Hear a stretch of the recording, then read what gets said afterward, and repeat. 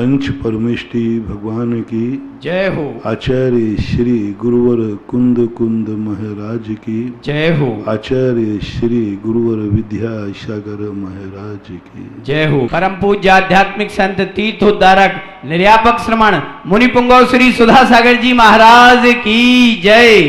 श्री महासागर जी महाराज की जय। श्री निष्कंप सागर जी महाराज की जय। पूज्य गुरुदेव से प्रार्थना। प्रसंग चल रहा है कि हम अपने जीवन में अपने से बड़ों को आदर्श क्यों बनाते हैं, क्यों जरूरत पड़ जाती है भगवान की, क्यों जरूरत पड़ जाती है गुरुओं की, क्यों जरूरत होती है माता पिताओं की, जब हर वस्तु स्वतंत्र है। अपने उपादान में कार्य होना है, उपादान को करना है, दूसरा कुछ कर नहीं सकता, दूसरा कुछ दे नहीं सकता। जब ये सिद्धांत अकाट्य है प्रकृति का, सामने वाला देगा भी तो हमारे पुण्य से ही देगा। वृक्ष भी फल देता है तो वो हमारे पुण्य से देता है, वो देता नहीं है। हमारा पुण्य नहीं हो तो लाख वृक्ष फल देना चाहें वो हमें मिलेंगे ही नहीं। प्रकृति का एक एक कण जो हमारे काम में आता है, उस सब के पीछे हमारी उपादान शक्ति लगी हुई है।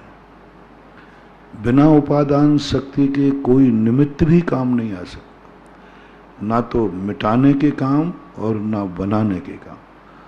कोई मेरा बाल बांका नहीं कर सकता यदि हमारे उपादान में खोट ना हो तो। हमारा उपादान यदि पूर्ण शक्तिमान है, त्रिकालिक शक्ति का अर्जन किया है, कौन क्या कर पाएगा। देखो ना, वे तीर्थंकर ऐसी शक्ति लेके आते हैं कि सारी दुनिया ने घोषणा कर दी कोई इनको अकाल में नहीं मार सकता, कोई इनका मर्डर नहीं कर सकता। क्या गजब हुआ। दुनिया में कौन है ऐसा जिसका कोई मर्डर नहीं कर सकता? कोई नहीं कर सकता, कोरोना भी नहीं कर सकता।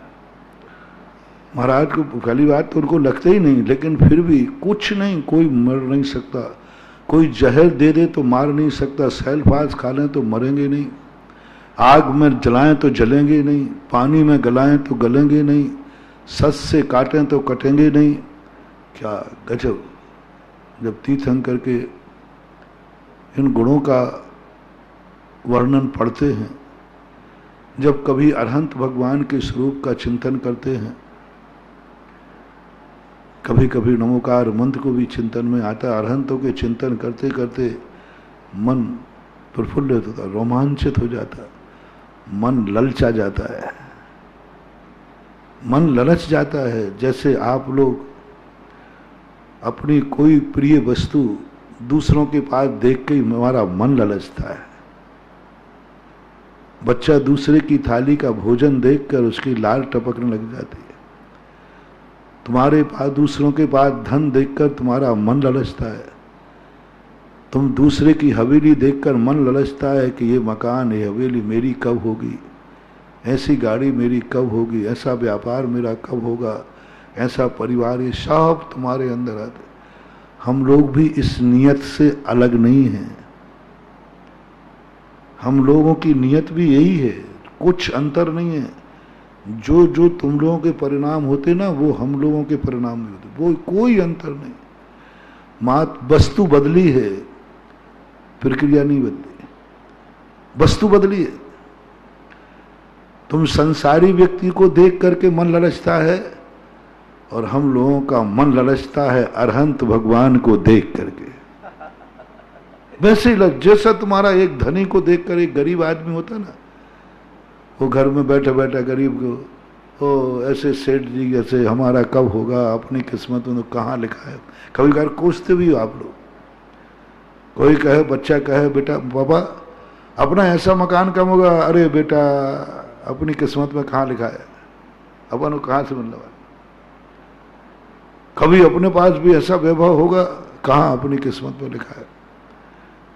ऐसे ही हम लोगों को कई बार वही प्रक्रिया, वही प्रोसेस, वही अंदर का परिणाम जागता है। पात्र बदल गया। तुम धनी को देख के ललचा रहे हो, हम धर्मात्मा को देख के ललचा रहे हो। राशि दोनों की एक ही है। हमें जैसे अरहंत भगवान का चिंतन करते हैं मन ललच जाता है। हे भगवान, ऐसी शक्ति आप में, कोई आपको मार नहीं सकता, कोई आपको बीमार नहीं कर सकता। क्या गजब का, ऐसा कौन सा सैनिटाइजर उनके पास है, ऐसी कौन सी उसने ऐसी पोशाक पहन ली कि वो पूरे के पूरे कोड़ियों के बीच में चले जाएं, छुआ छूत उनको कोड़ नहीं लगेगा। सारे कोरोना वालों को छू ले, उनको कोरोना नहीं होगा, बेहोश ठीक हो जाएंगे। बेहोश, क्या गजब शक्ति। वो भी इंसान थे, वो भी अपने जैसे ही थे, पर उन्होंने ऐसा क्या किया। मन ललचता है कि वो शक्ति कब आए जब मैं अपनी जिंदगी पूरी जी सकूं, कोई मरने का डर नहीं, कोई बीमारी का डर नहीं, कोई बुढ़ापे का डर नहीं, कुछ नहीं। वो शक्ति। और जब उनकी महिमा सुन के कहते हैं, फिर मन को कोसता भी है, अरे अपनी किस्मत में कहाँ रखा है, अपन तो पंचम काल के जीव हैं, हीन संगनन है, थोड़ा सा ज्ञान, थोड़ी सी साधना, थोड़ी, ये कहाँ कल्पना कर रहा है तू, कहाँ राजा भोज, कहाँ गांगू तेली, कहाँ तीर्थंकर की साधना और तपस्या से वो पाया है, तू तो अभी उस साधना की शुरुआत भी नहीं की। जमीन पे खड़ा हुआ व्यक्ति सूरज को छूना चाहता है। क्या कल्पना कर रहा है, देखो, मजदूरी कर रहा है, हाथ ठेला लगा रहा है, और महल के सामने से निकलता और भावना कर रहा है, ऐसा महल मेरा कम होगा, है ना शेख चिल्ली, ऐसा महल मेरा कब होगा। ऐसे ही हम लोगों को कई बार लगता है पंचम काल का जीव हूं, अल्प साधना है, लेकिन कभी अरहंत के सामने दर्शन करता हूं मूर्ति के, कभी नवो रिहंताणम पर चिंतन करता हूं तो मन ललच जाता है, मैं कब अरहंत बनूंगा, मैं कब बनूंगा, ये 108 गुण मेरे अंदर कब प्रकट होंगे, कब मैं वो शक्ति पालूंगा। मन ललचते ललचते ललचते फिर अंत में एक आवाज आती है, हाँ आमदनी कितनी है, आमदनी कितनी है, कहीं मूंगफली का ठेला लगाता है ना, आमदनी कितनी है, मूंगफली का ठेला लगाता। फिर समझाता है मन, इतनी ऊंची कल्पना मत करो, तुम्हारी कुवत नहीं है, टेंशन में आ जाओगे, टेंशन में आ जाओगे, जो जिंदगी है वो बर्बाद हो जाएगी, दुखी हो जाओगे। फिर क्या करें, मन तो ललच रहा है, मन को कैसे समझाएं। मन ललच रहा है अरहंत भगवान को देखकर, मैं कब बनूं, मुझे एक एक गुण चाहिए, मुझे पसंद आ गया है। नीति कहती है जो जो पसंद आ जाए वो सब तुम्हारा हो जाए, ऐसा मत समझ लेना। दुनिया में ना जाने किस किस को क्या क्या पसंद है। बाजार में जब खरीदने जाता है तो कितनी चीजें पसंद हैं, तो क्या वो सब खरीद पाता है? नहीं खरीद पाता, नहीं खरीद पाता। इच्छाएं हैं, माल बिकने को बैठा है, लेकिन कुवत नहीं। जब उपादान की शक्ति देखते हैं तो मन टूट जाता है। मन कहता है क्या करे, क्या है तेरी ताकत तो देख, शक्ति कितनी है। ये शक्ति उनको मिलती है जो इतनी शक्ति रखते हैं कि उनको घानी में भी फेल दिया जाए तो चींपुट नहीं करते, शेर भी खा जाए तो चींपुट नहीं करते, तू तो मच्छर में ही चीखता है। परसों के दिन शाम को ऊपर बैठा था, बदल हो रहे थे, थोड़ा थोड़ा पानी की बौछार भी थी, तो पानी जब बरसता है तो छोटे छोटे कीड़े आते हैं, तो ऊपर बैठने वाला था, गर्मी लग रही थी, पक्का है, हवा ठंडी लग रही थी, बस एक छोटे से 2-3 मच्छर आ गए छोटे, वो बरसाती, वो बड़े मच्छर नहीं, बरसाती 2-3 आए, मंदिर नहीं यहाँ नहीं बैठना, ये देखो ये छोटे छोटे, वो मच्छर हंस रहा था, बाबा जी वो मच्छर हंस रहा था, बाबा जी अभी मंदिर में क्या कह रहे थे, हम भगवान बनेंगे, हम भगवान बनेंगे, मेरा मन ललचा रहा है, मुझे ये शक्ति कब प्राप्त हो, और मुझसे डर रहे हो, मेरी कुवत कितनी सी है, मुझसे डरकर तुम नीचे जा रहा है गर्मी में। उतर के नीचे आया, सामयिक में वही मच्छर, वही कीड़ा घूमता रहा, वही कीड़ा घूमता रहा, पूरी सामयिक मैंने उसी कीड़े पे ही की, बस वही कीड़े पे की, बस वही कीड़ा दिखता, भगवान नहीं आए,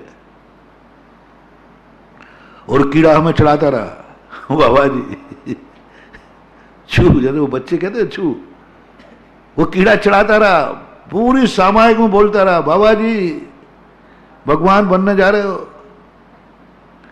भगवान बनने जा रहे हो, अजर अमर 108 चीज चाहिए, और लो इतने से कीड़े से डर गए, भाग गए। मैं चलता गया, वो पीछे से भाग रहा है, देखो बाबा जी भाग रहा है, मुझसे डर के भाग रहे, ये बनेंगे अरहंत, ये बनेंगे भगवान। सामयिक में मानो उस कीड़े की आवाजें गूंजती रही, बार बार कहता रहा, आमदनी क्या है, आमदनी क्या है, आमदनी तो इतनी है कि तुम एक मच्छर को अपना खून भी पीने के लिए मनाही कर रहे हो। भगवान वो बनते हैं जहां स्याल भी खा जाए तो भी स्थान नहीं बदलते। मैंने कहा तू इसलिए मुझे चढ़ा रहा है जिससे मैं तीख पे चढ़ के बैठ जाऊं, जिससे तुझे खाने मिल जाए। हाँ, मैं तीख पे बैठ जाऊं तो उसको आराम से खाना मिल जाएगा, खून खाएगा पिएगा, इसलिए तू चिड़चिड़ा रहा है मुझे, मैं पानी में बहाने वाला नहीं हूं। तो बोले मत आओ, मत आओ, हम तो संसारी हैं, छोटे हैं, हम तो अपना स्वार्थ रखेंगे ही रखेंगे, लेकिन आप तो स्वार्थी भी नहीं हो।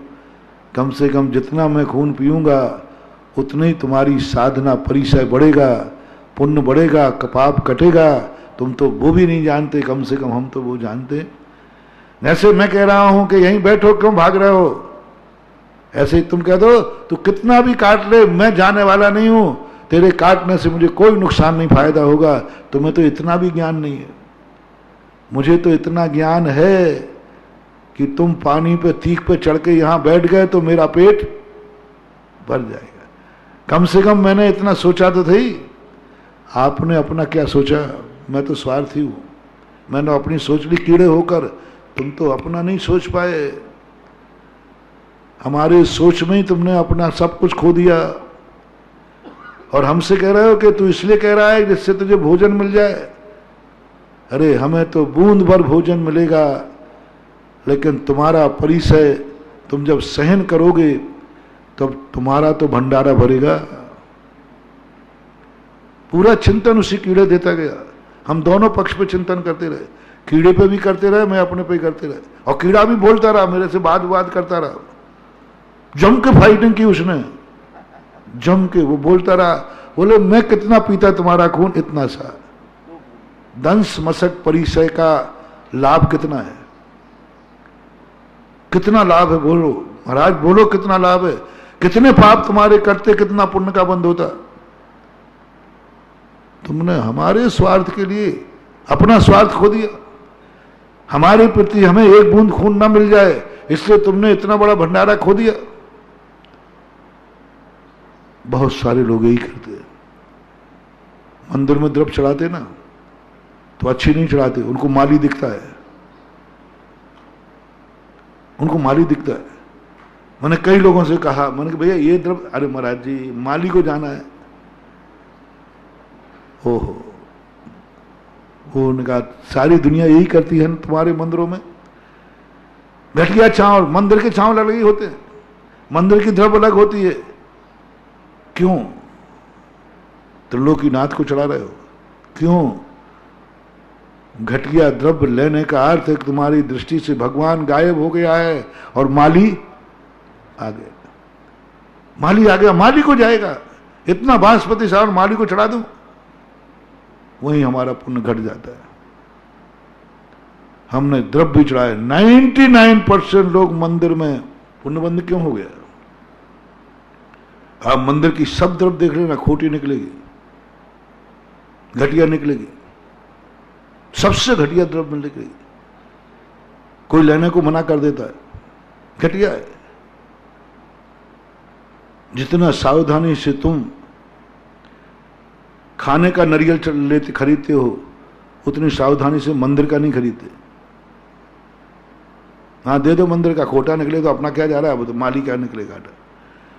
और जब खाने के लिए लाओगे तब वो नारियल पचा लोगे, गोला भी लाओगे तो बहुत सुबह बोलते हैं खाने का मंदिर चावल दे दो, बड़ा लाओगे, माली आ गया ना बीच में, मंदिर के चावल दे दो तो वो भी जानता है माली के चावल दे दो। खाने के बादाम भी वो, सब कुछ वही आ रहा है। कोई भी द्रव्य अपनी खाने वाली द्रव्य में से मंदिर को नहीं ला रहा है। खाने वाले चावल मंदिर में नहीं देखने, मैं तो देखता रहता हूं, चढ़ाता तो कुछ नहीं, लेकिन आप लोग के चावल जरूर देखता हूं। खाने वाले चावल बहुत मुश्किल से कुचित कर जाते थे, कहीं भी एकाध कोई, कम से कम 100 पुंज चढ़े होंगे वहां पर, एकाध कोई ढेरी में थोड़े, वो भी इतने से चावल बजाते, हाँ ये बासमती है, बाकी सब घटिया चावल। बादाम भी मैंने देखी, खाने की बादाम बहुत, वो बादाम तो यहां चढ़ती नहीं, कौन सी कागजी बादाम, कागजी बादाम, हाँ क्या बड़ी लंबी चौड़ी होती है वो कागजी, हाथ से 1 उंगली बराबर और हाथ से दबा दो तो। मंदिर में तो वो मिलती बिल्कुल छोटी सी गोल के, फोड़ो तो भी नहीं फूटे।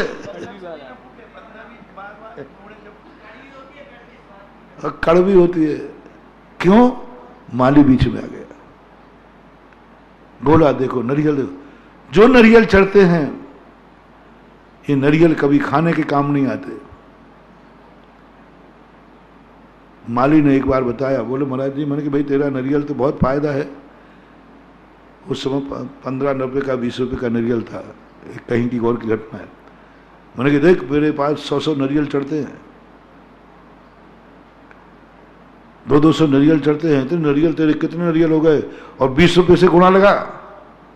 बोले महाराज जी 20 रुपये में नहीं है ये मंदिर का नारियल मंदिर के ही काम आता है। मन की तेल निकलवा लेना, बोले इसमें तेल भी नहीं निकले। तो खाने वाले ले जाते हो, बोले महाराज कोई नहीं लेता, ये मंदिर का नारियल मंदिर में चलता रहता है, चलता रहता है वो, जब तक वो पूरा खाली नहीं हो जाए मंदिर में चलता है बस। खाने काम, मंदिर के नारियल कभी खाने काम नहीं आते। भगवान ने खुद कहा महाराज मैं खुद नहीं फोड़ के खाता, मुझे खाने के लिए बाजार से लाना पड़ता है। मैंने कहा भाई तेरे लिए तो, तेरे तो कभी सावन दिवाली कभी तेरे काम तो आता होगा।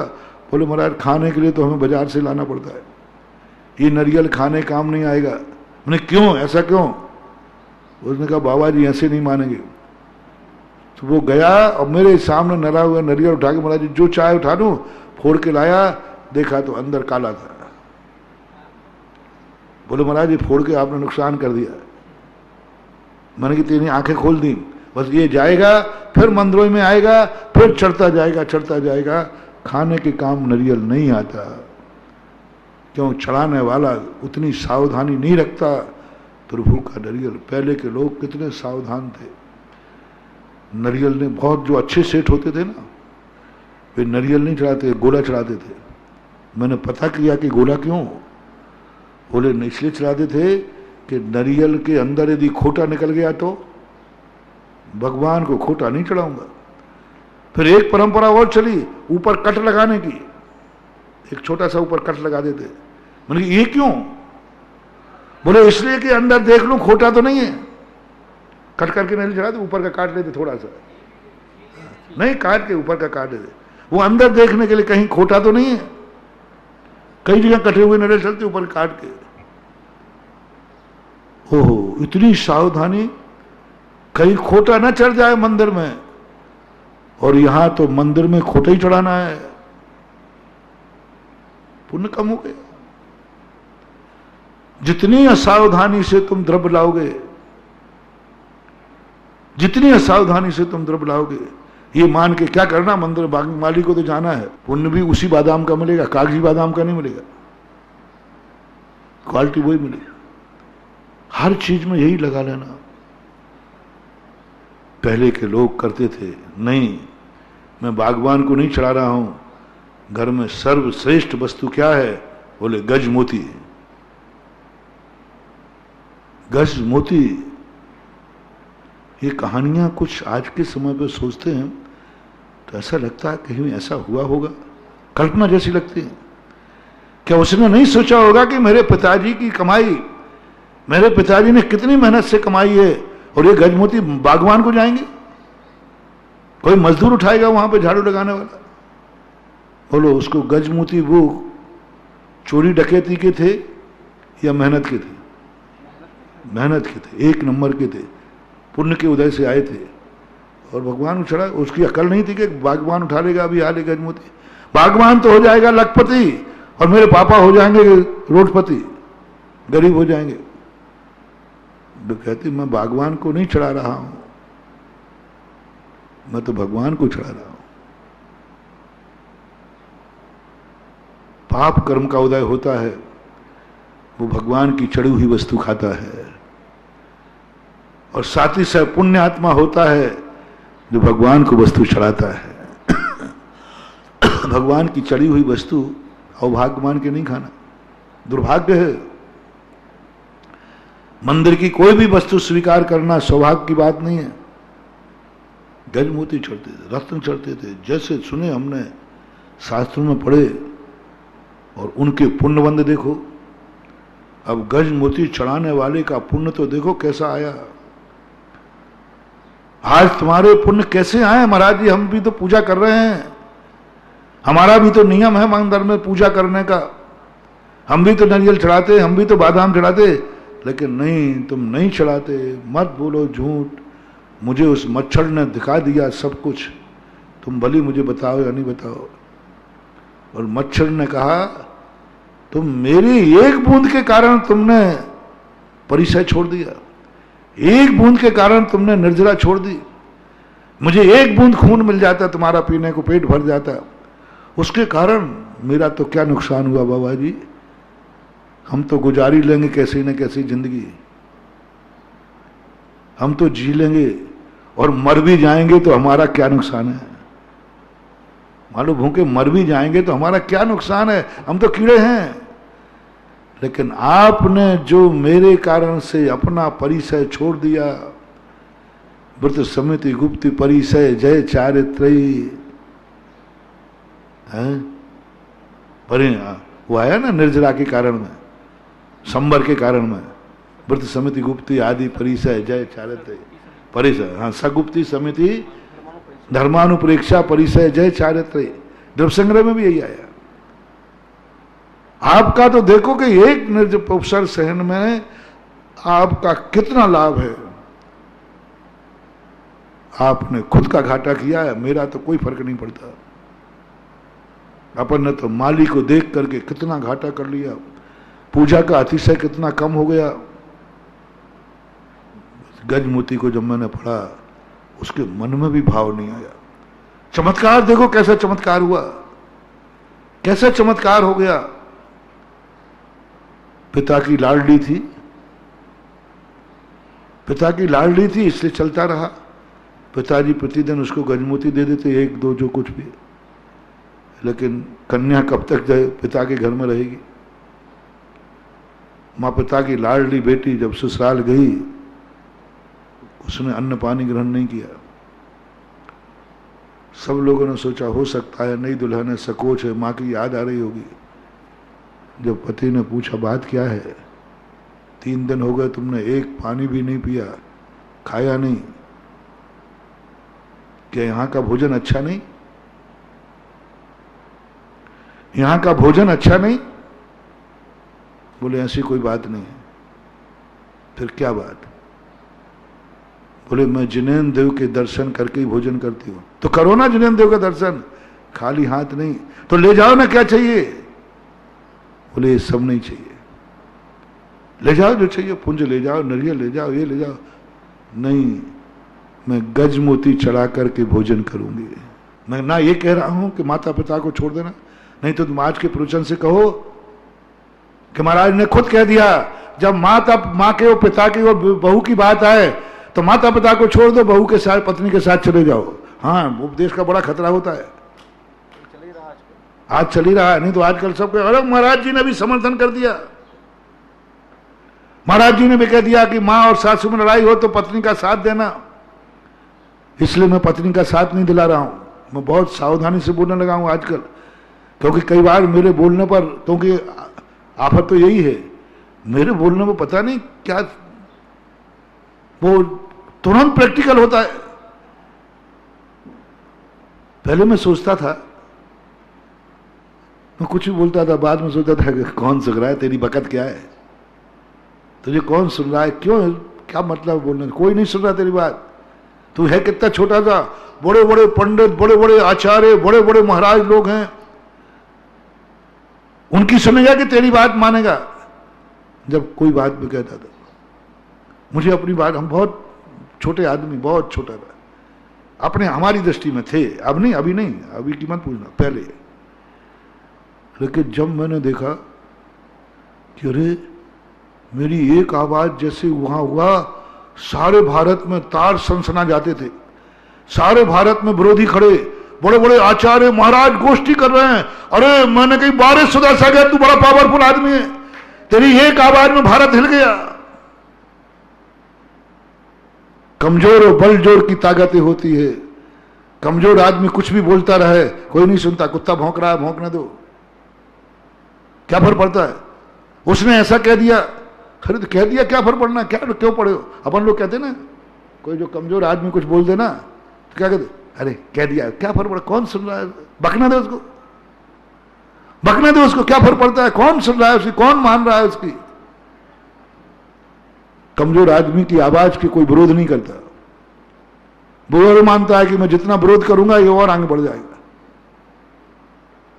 जिस व्यक्ति की आवाज का जितना विरोध होवे, समझ लेना वो व्यक्ति इतना पावरफुल है, इतना ताकतवान है, ताकतवान है, उसकी ताकत में दम है।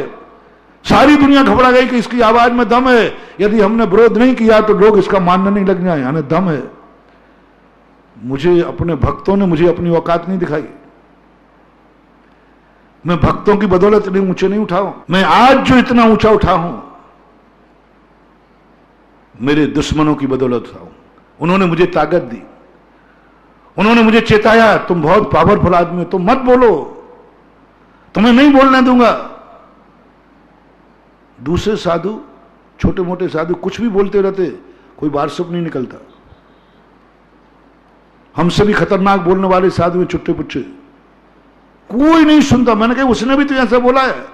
मैं कहता हूं कब विरोधी लोग आते हैं, मैंने भाई उन्होंने भी तो ऐसा बोला। अरे महाराज जी, उसी कौन सुन रहा है, उसी कौन सुन रहा है, क्या लेना देना, उसको तो बोलना दो।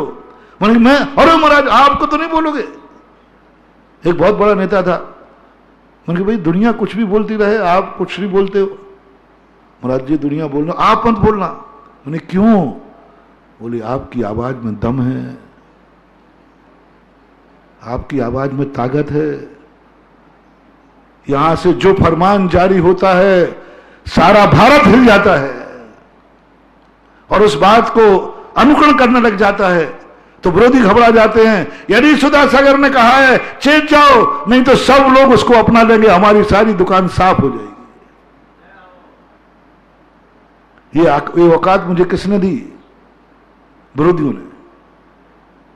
यहां हम बोलते हैं तुरंत बारसुप चालू, तुरंत मीटिंगें चालू। अब तो कम हो गई, पता नहीं वो हमारे विरोधी ऊपर चले गए कि हैं जिंदा, पता नहीं बोलने। शुरू की बात है भैया, मैं कह रहा हूं, देखो बुरा मत मानना, बुरा मत मानना भैया। उपकारी को याद करना चाहिए नहीं? जिनसे हमें ऊंचाइयां मिली हैं उनको मैं याद करूं कि नहीं करूं? आज मुझे सारा भारत का व्यक्ति जानता है कि सुधा सागर क्या हस्ती है। किन्होंने भेजा? भक्तों ने नहीं, दुश्मनों ने। निर्जन प्रांत तो मैं गया नहीं, वहां के लोग, अभी दक्षिण भारत में कोई गया तो किसी ने कहा हम सुधा सागर महाराज को भक्त है, तो वहां का हाँ अच्छा मैं जानता हूं सुधा सागर महाराज को, वही वाले वहां। हाँ तो कहते तो महाराज जी आपकी चर्चा वहां भी है। श्रवण भोला में मेला लगे तो सुधा सागर की चर्चा, साधु बैठे तो सुधा सागर की चर्चा, प्रवचन हो गए तो सुधा सागर की चर्चा। बस दुनिया में एक ही साधु ऐसा है, बस एक सब। अरे मैंने कही बड़े बड़े आचार्य बैठ रहे तो मेरी चर्चा। अरे वही सम्मेलन हो रहा है तो वहां बाहुबली की चर्चा करो ना, भगवान बाहुबली की चर्चा करो, भगवान के गुणों की चर्चा करो। वहां भी बैठ करके चर्चा किसकी हो रही है? मैंने कहा बाहुबली भगवान आपका मेला है, आपका महामस्तकाभिषेक है, मैं तो आपके चरणों की रज हूं। ये क्या हो रहा है? आपकी छाया तले आपकी तो चर्चा हो नहीं रही। बाहुबली का इतिहास, बाहुबली की चर्चा पे मीटिंग, सारे साधु बैठे हैं। देखो अपन को बाहुबली की प्रतिमा पर गर्व है, कैसे थे हमारे बाहुबली, कैसे थे हमारे बाहुबली। उस पर एक दिन चर्चा नहीं हुई। बाहुबली के ऊपर कोई प्रवचन नहीं हुए, प्रवचन ही नहीं होते। प्रवचन भी बाहुबली पे नहीं, और बाहुबली का मेला है। बाहुबली की चर्चा नहीं हुई, मीटिंग में बाहुबली की चर्चा नहीं हुई। बाहुबली की कैसे प्रभावना की जाए, बस एक ही चर्चा, विद्यासागर क्या है, सुधा सागर क्या है। मैंने बाहुबली को संदेशा भेजा था, भगवान मैं आपसे ज्यादा तो नहीं है। बोले बेटा पंचम काल है, हाँ इस बार तेरी जहां देखो तेरी चर्चा हो रही है। मैगजीन निकली, पत्रिकाएं निकली, खूब जम के जिसको जो करना था सब किया। महानुभाव छेद जाओ, नीतियां हैं। अपना मित्र, अपना भक्त कभी हमें ऊंचाइयां नहीं दे पाएगा। इसलिए कबीर दास ने भी रखा, यदि तुम्हें पता चल जाए कि ये मेरा निंदक है, ये मेरा दुश्मन है, ये मेरा विरोधी है, तो नीति कहती है उसको अपने पास से हटाना मत। यदि दो में से एक को हटाना पड़े, मित्र को और दुश्मन को, तो मित्र को हटा देना। कबीर ने एक भी पंक्ति नहीं लिखी मित्र नीरे राखिए,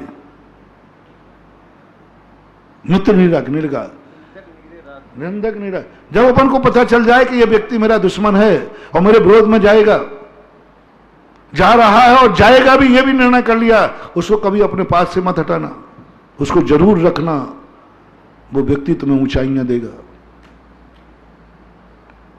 मेरी तो भावना है मेरे दुश्मन कभी नहीं मरे। दुश्मन तू ना मरिए रे, निंदक तू ना मरिए रे, नहीं तो मेरी निंदा करेगा कौन?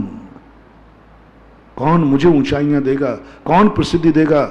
आज तक जितने भी महान आत्माएं हुए, रामचंद्र जी प्रसिद्ध हुए, रावण यदि उनके पीछे नहीं होता तो रामचंद्र इस ऊंचाई पर नहीं होते। कमठ यदि पारसनाथ के पीछे नहीं होता तो पारसनाथ आज दुनिया के प्यारे नहीं होते। कमठ ने मात पूरा हमने चित्रण देख लिया पारसनाथ का, कोई विशेषता नहीं है, कोई विशेषता नहीं। चाहे श्रेयांसनाथ हो, चाहे पुष्पवंत हो, चाहे शीतलनाथ हो, 24 भगवानों में कोई विशेषता नहीं है। पारसनाथ भी वही है। मात एक विशेषता है कि सबके पीछे कमठ नहीं था और पारसनाथ के पीछे कमठ के कारण से प्रसिद्ध हुए। आज कमठ की बदौलत देखो पारसनाथ का क्षेत्र, पारसनाथ की स्थितियां गजब। इसलिए कभी दुश्मन को गलत मत समझना। जब दुश्मन आवाज लगाए तो तुम तुरंत आनंद से भर जाना, अब मुझे ऊंचाइयां मिलेंगी, अब मैं जगत में प्रसिद्ध हूंगा क्योंकि मेरी आवाज में दम है। विरोध कब किसका करता है?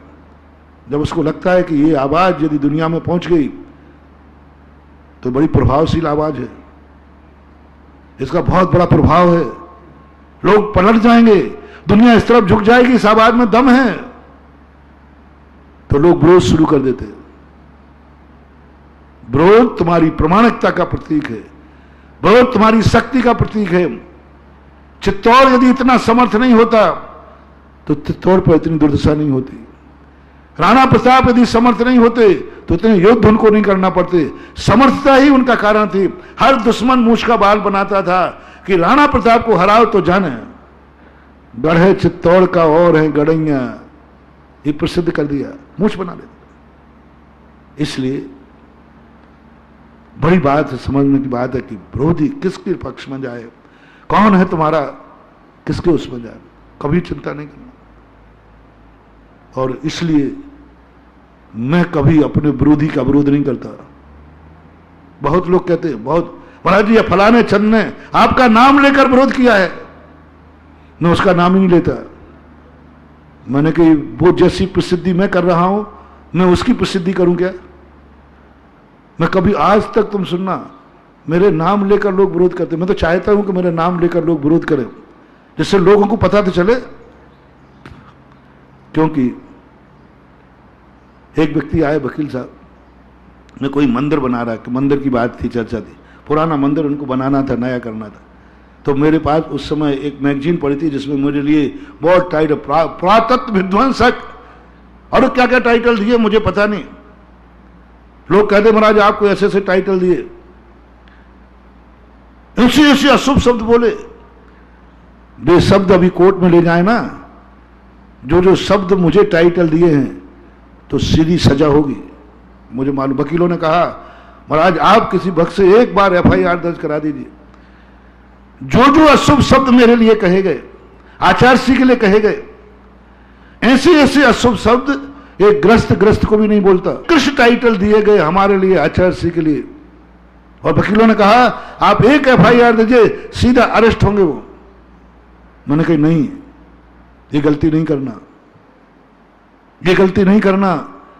यदि ये कर दिया तो समझ लो दुश्मन की ताकत है, दुश्मन शक्तिमान है, दुश्मन अपने आप में समर्थ हो जाएगा कि मेरा दंड लग गया, उसको ऐसे निकाल दो। वो नाम लेकर मुझे गाली दे रहा है, नाम देकर बोल रहा है, लेकिन मैंने कभी नाम नहीं लिया, लूंगा भी नहीं। और पहली बात तो मैं विरोध करते ही नहीं, पढ़ता ही नहीं, क्योंकि मेरी दृष्टि में, मैं दुश्मन की दृष्टि में बहुत ज्ञानी हूं, भक्तों की दृष्टि में नहीं कह रहा हूं, दुश्मन की दृष्टि में मैं बहुत ज्ञानी हूं। इसलिए दुश्मन लोग मेरा प्रवचन ज्यादा सुनते हैं। मैं जितना मना करता हूं ना उतनी ज्यादा सुनते लोग। सबसे कोई बीच में बोल तो ले, और भक्त तो ऐसे बुरी तरह सुनता है मेरे प्रवचन, इतना बुरी तरह। प्रवचन चलते रहते वो सोता रहता है, मैं समझ लेता हूं जो मेरे प्रवचन सुनते सुनते सो जाए, समझ लेता हूं ये भगत है, समझ लेता हूं ये भगत है। क्यों? वो कह रहे क्या सुनना, महाराज जो कह रहे हैं अंत में कह दो महाराज जो आपने कहा वो सब सही है, बाबा वचन प्रमाण, हम बात खत्म हो गई, और क्या करना। लेकिन दुश्मन कहता है नहीं ऐसे कैसे कह दूं।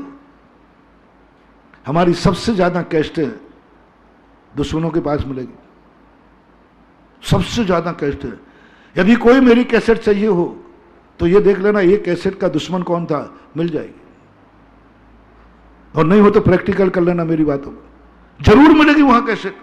भक्तों के पास नहीं, भक्ते तो बेचारे दिगंबर, ऑलवेज दिगंबर, भक्तों के पास नहीं मिले। भक्त तो यही कहते हैं कैसेट मैसेट तो मेरे पास है नहीं भैया, मेरे पास तो महाराज ही हैं मेरे हृदय में, बस इससे ज्यादा कुछ नहीं है।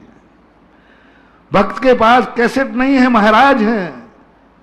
वो कहते जब महाराज ही मेरे पक्ष में है, महाराज ही मेरे हृदय में कैसेट की।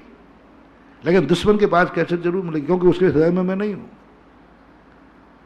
एक आवाज, एक बार मैंने ललितपुर में छेने पानी पे दिया, शाम को बाढ़ से भर गए बोरिंग पानी पे, मैंने कि बारे सुधा सागर तेरी वाणी में दम है। ये औकात दुश्मन ने सिखा दिया। हमेशा ध्यान रखना। वो जो बात सुना रहा था वो सज्जन मेरे पास आए, बोले महाराज जी मुझे एक मंदिर, पुराना मंदिर है, तोड़ करना है। अरे मैंने कहा देखो ये मैगजीन देखो, देखो मुझे पुरातत्व विध्वंसक, मुझे ये गालियां दी गई, ये दे दी गई, और तुम भी इसमें आ जाओगे। देखो कितनी बदनामी हो रही इसमें। अब मैं खुद अपनी बदनामी सामने वाले को पढ़ा रहा हूं, देखो तो सही, मैं मती मारी गई मेरी। दुनिया तो अपनी बुराई छुपाती, वो मैं पढ़ा रहा हूं, मैंने पढ़ा देखो ये मुझे क्या क्या लगा, और उसमें तुम भी आ जाओगे। कोई दूसरे महाराज के पास जाओ या इन्हीं लोगों के पास जाओ, तो वो क्या कहता है, वो एक बैग लिए था छोटा सा, वो निकालता है, बोले महाराज यही मैगजीन निकाल रहे हैं ना आप, इसी को पढ़ करके मैं आपके पास आया हूं। जो मुझे नहीं, वकील थे वो, बोले इसी को पढ़ के आया हूं मैं, ये लेख देखिए, ये किताब रख के लाया हूं मैं। मैंने क्यों, इसको पढ़ने के बाद तुम, महाराज मैं वकील हूं, पढ़ा लिखा, इसको पढ़ने के बाद लाया हूं। मैंने समझ लिया। क्यों आए फिर पढ़ने के बाद? बोले मैं वकील हूं, पढ़ा लिखा हूं। मैंने सोचा जरूर इस साधु में कोई दम है, क्योंकि आम के पेड़ पर सब पत्थर मारते हैं, बबूल के पेड़ पर कोई पत्थर नहीं मारता। ये उक्ति उन्हीं ने सुनाई थी कि मैंने समझ लिया कि आम का पेड़ है तभी पत्थर पड़ते। सबसे ज्यादा पत्थर कौन सा पेड़ खाता है? तुम और बोल दो भाई, तो थोड़ा प्रमाणिक हो जाए। कौन सा पेड़? और सबसे कम पत्थर कौन सा खाता है? बबूल का। तो संसार में सबसे ज्यादा पत्थर किस पे पड़ते हैं? नाम बोल दो, डरो मत, नहीं तो मैं बोलूंगा। तो इससे अर्थ है कि सुधा सागर आम का पेड़ है, विद्यासागर आम के पेड़ हैं, तभी तो इन पर पत्थर पड़ रहे हैं। और दुनिया को कोई पूछ नहीं रहा क्योंकि वो बबूल के पेड़ है, बबूल के पेड़ को पूछ नहीं। विरोधी व्यक्ति को गिराना है तो विरोधी जो वो कहे उसके कान से सुनना ही मत। सबसे बड़ा तरीका दे रहा हूं मेरे अपने भक्तों को।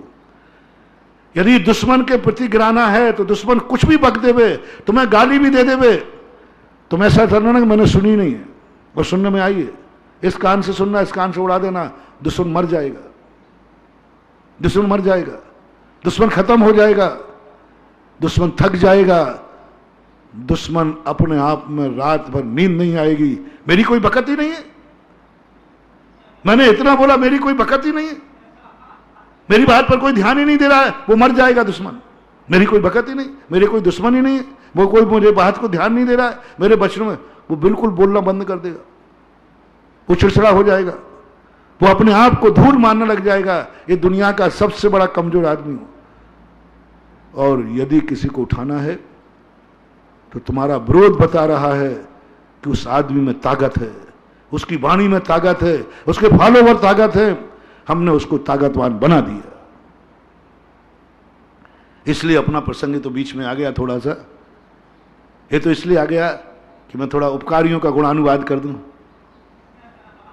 जिन्होंने आज मुझे सारे जगत में प्रसिद्ध कर दिया, और आज सारा भारत जानने लगा है, और हर दुश्मन कांपता है कि सुधा सागर के मंच से कोई घोषणा हो जाए, समझ लेना अब वो सारे भारत में बात फैलेगी, इसलिए वो सावधान रहते हैं।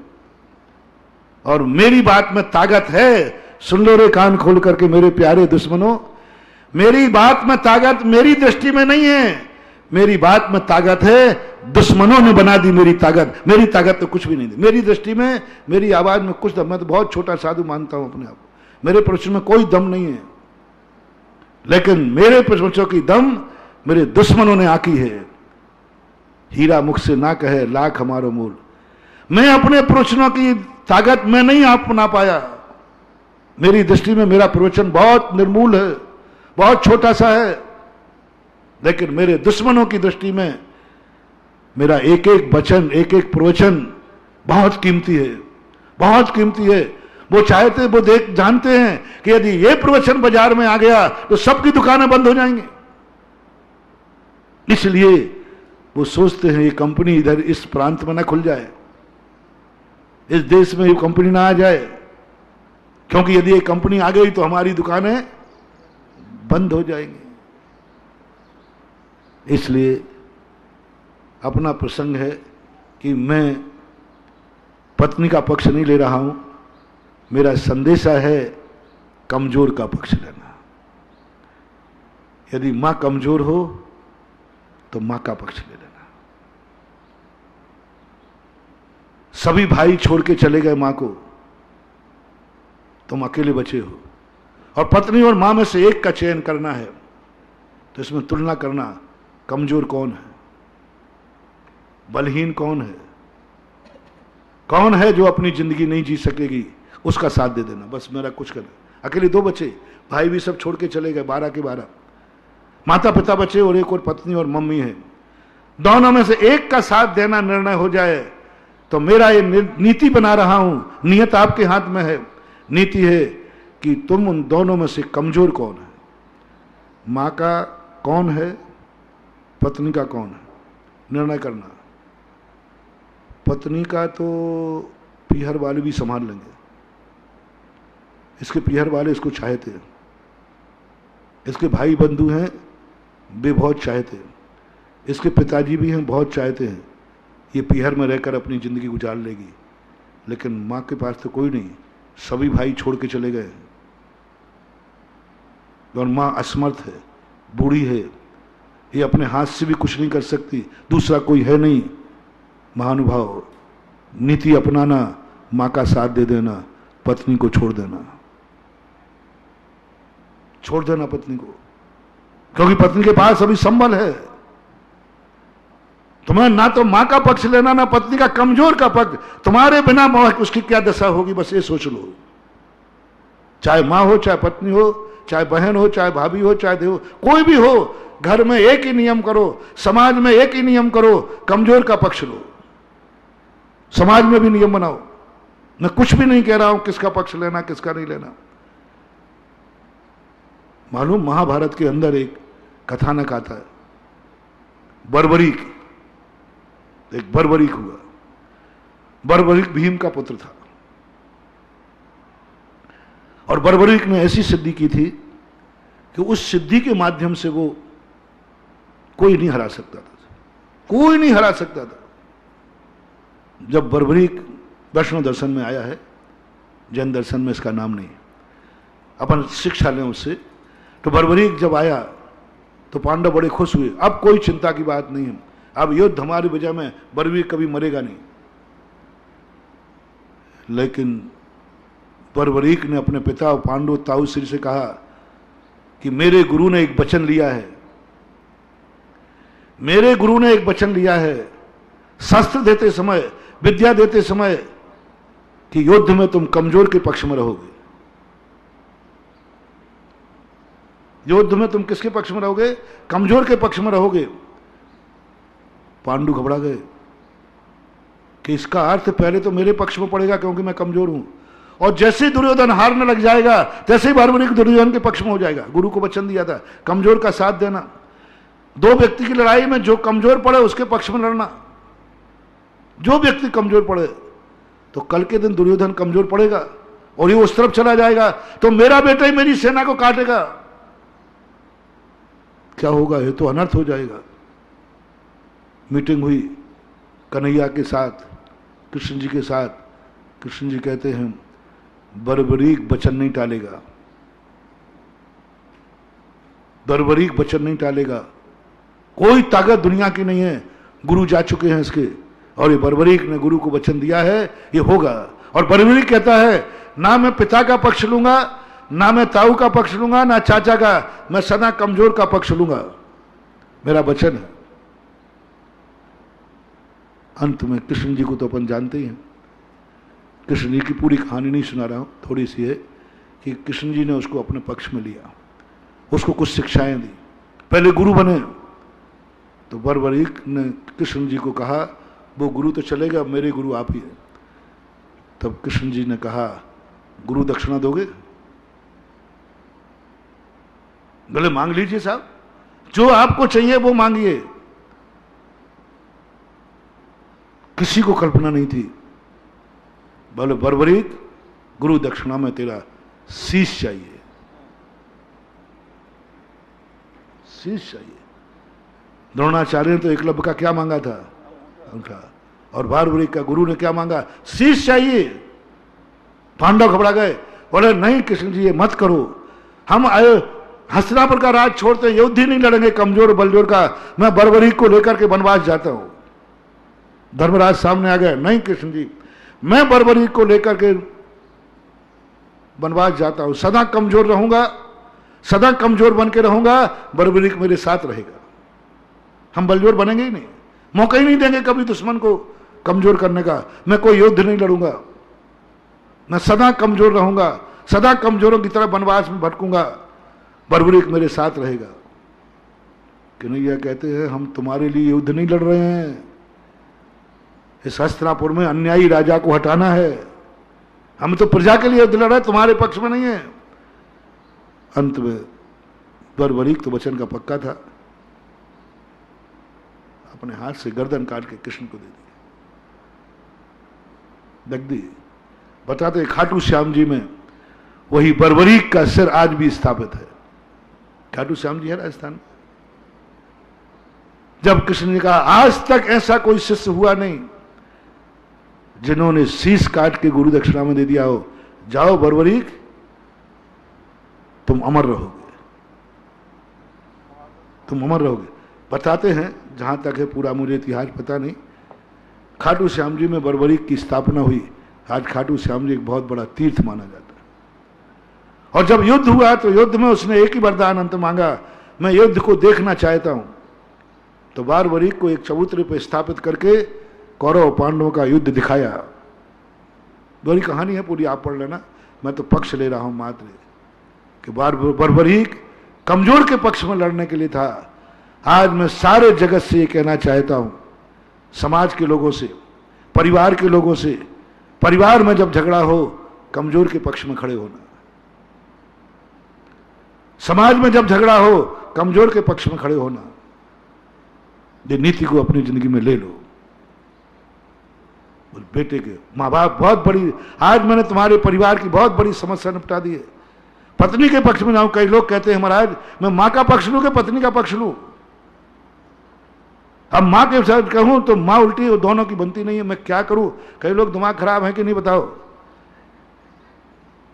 एक घर घर की कहानी है कि नहीं, थोड़ा हाँ भर दो, तुम लोग तो निपटते रहते हो। बहू हम बताओ बेटा क्या करे बेचारा, मां अलग कह रही है, पत्नी अलग कह रही है, अब किसका पक्ष लूं। पत्नी का लूं तो मां कहेगी जोरू का गुलाम, और मां का पक्ष लूं तो फिर पत्नी के तो हाल भगवान ही मालिक है, वो तो क्या करती है वो तो तुम जानना। मां के हाल तो पता है वो क्या कहेगी, पत्नी क्या क्या कहती है वो अंदर की बात है मुझे पता नहीं है। मां क्या क्या कहती है वो तो मुझे पता है, क्योंकि वो तो खुल्लम खुल्ला बोलती है कि जोरू का गुलाम कहीं का। दुनिया निंदा करी, मैं ही निंदा कर दूंगा,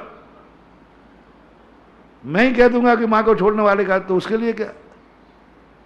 लेकिन आज मैं बहुत बड़ी बात कह रहा हूं महानुभाव, सारे जगत के मेरे प्यारे भक्तों के परिवार को कहना चाहता हूं, पति से कहना चाहता हूं, पिता से कहना चाहता हूं, जेठ से कहना चाहता हूं, जो भी संबंध है सबसे एक ही बात कहना चाहता हूं, घर में जो पक्ष कमजोर हो उसके पक्ष में तुम्हारा वोट डलना चाहिए, वो मेरा भक्त है।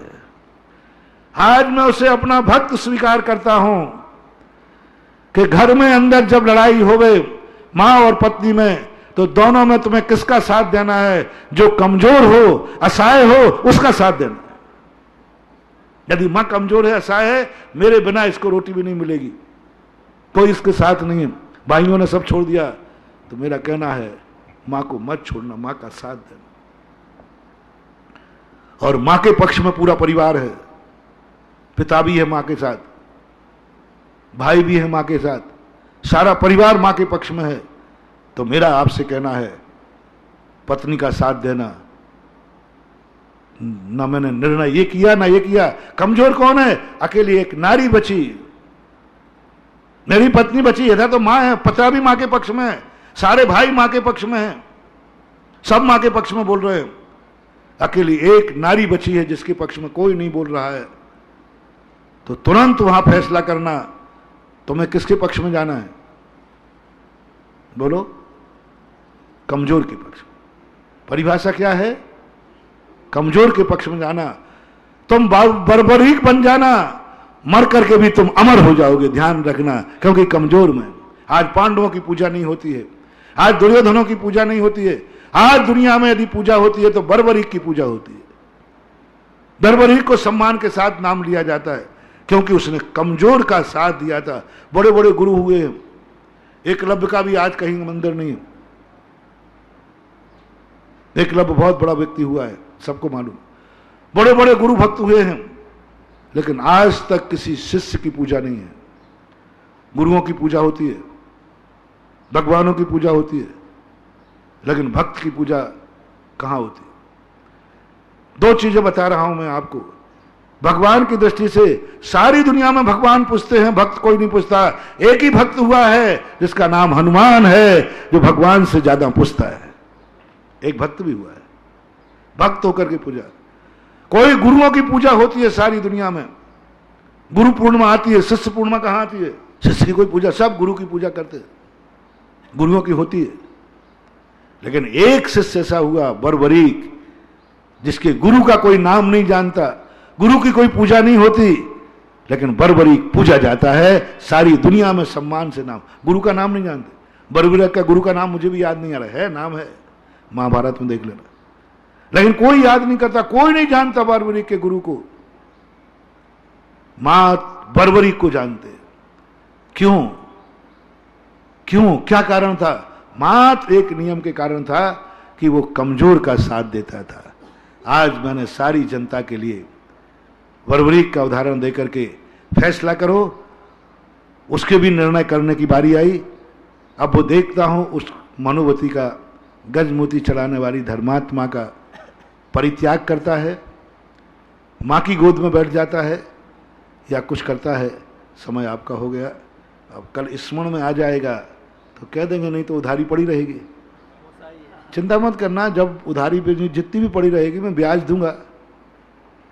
कभी सुनाऊंगा तो ब्याज सहित सुना दूंगा, कोई बात नहीं, और कल आ गई तो मूलधन सुना दूंगा। महावीर भगवान की जय।